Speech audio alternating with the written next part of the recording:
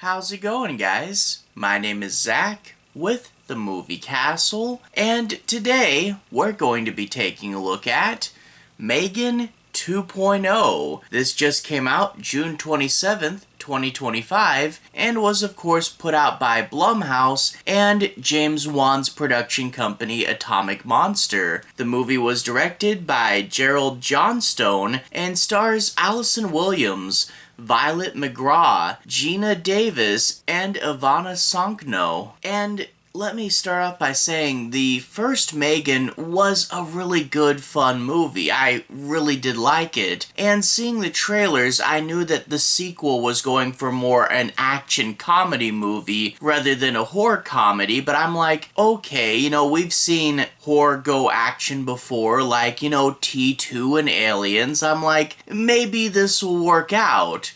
But sadly, it really didn't. I don't want to harp on the movie too much. It's not the worst thing ever. The production design is there. The characters you like from the first one are back, in particular M3gan, and quite a few of the jokes do land. But sadly, this is a mess. The plot is really all over the place, and in general, this movie really doesn't work. I think the best comparison would be another Blumhouse movie, Happy Death Day versus Happy Death Day 2U. This movie took a relatively simple horror concept, abandoned the horror, and seriously overcomplicated things, and it doesn't really resemble the first too much. I get that sequels need to change from the first, but you can go so far that change drifts into unrecognizable, and that's really what we get from this movie. But before we get too far into it, what's the movie about?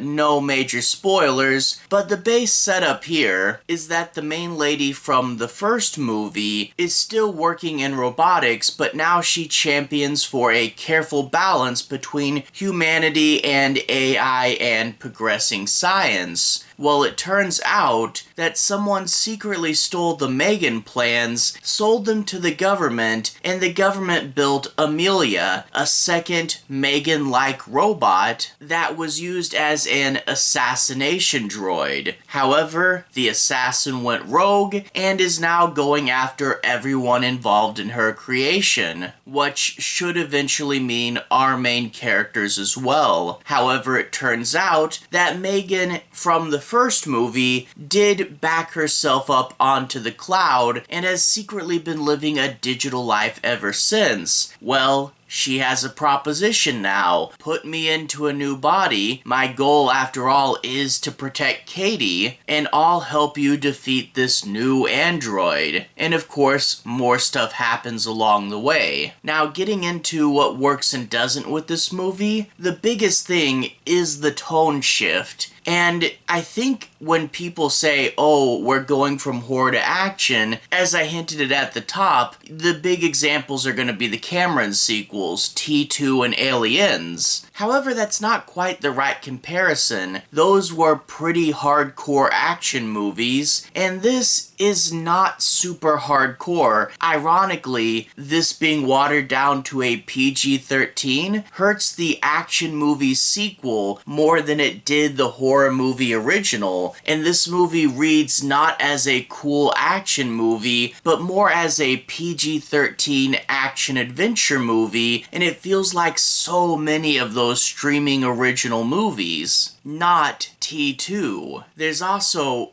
bigger than that, way too much going on here. Too many MacGuffins, too many gimmicks, too many little sequences, and the movie constantly goes. It feels like every 5 minutes it says, hey, we're doing this now, hey, we're doing that now. No, never mind, we're doing this. The movie's really been about this all along. It honestly feels like they took a whole season of a M3gan TV show and compressed it down into one movie. It moves and changes way too fast fast, very muddy and confused. And in turn, we get way too much exposition in this movie. The beginning of this movie is so much exposition, and while it does lessen as we get into more sequency stuff, they still have to set up and explain each sequence before they do it, so yeah, get ready for a lot of explaining in this movie. The movie's also very apologetic, and I get that since the first, AI has changed and made a lot of progress, and this one seems to really want to hammer that message home that technology is part of our future, whether we like it or not, and that we need to, instead of fear it, learn how to live with it and how to have a balance. The movie also wants M3gan to apologize for killing all those people in the first one. It was just her programming after all, but these themes are really just hammered into your head in a very not subtle way. And I think the biggest thing is going back and looking at the first and comparing it to the first. The first was a very simple movie. We have M3gan with an uncanny valley looking face that was creepy, and while it's still the same face, they took an effort to shoot it where she looked more like just another character and not so creepy. She's also taller now, which does make sense, but we do lose that concept of, hey look, she's a creepy little toy running around. It's less funny, and it's also abandoning that concept that M3gan is a toy. She really doesn't feel like a toy this time around, and we abandon so much of what made the first one work. In the first one, we got horror and cool kill sequences. Those were really fun and appealed to the horror audience. In this one, we don't really get any of that, and much like Happy Death Day to You, I really can't understress how important it is to not abandon the horror element. Aliens was much more action, but it was still intense, and I mean same with T2, that was more straight up action, but the bad guy in that was pretty unstoppable and scary. Even if you do make the shift, you can't abandon horror completely, and I think even going into action, the more you keep of it, the better.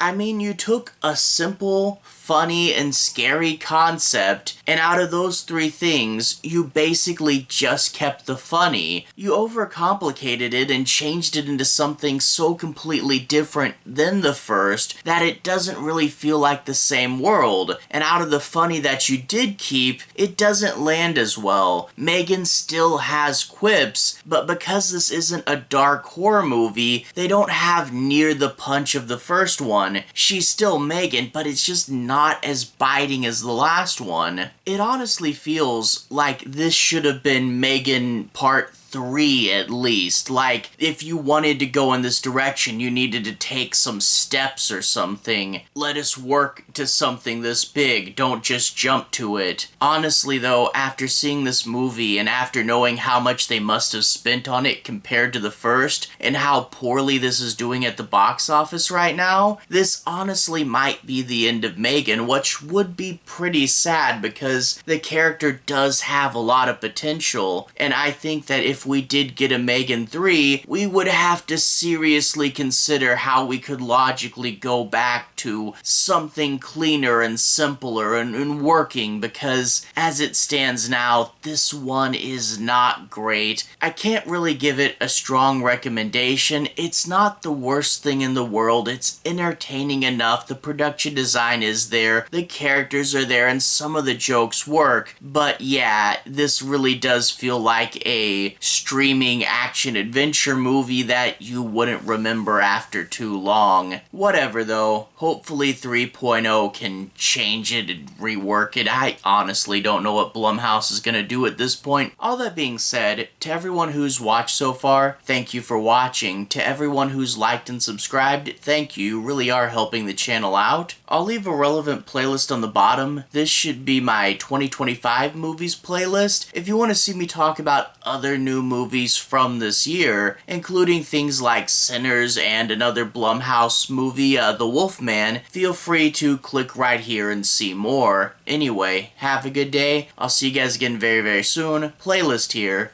Have a good day now.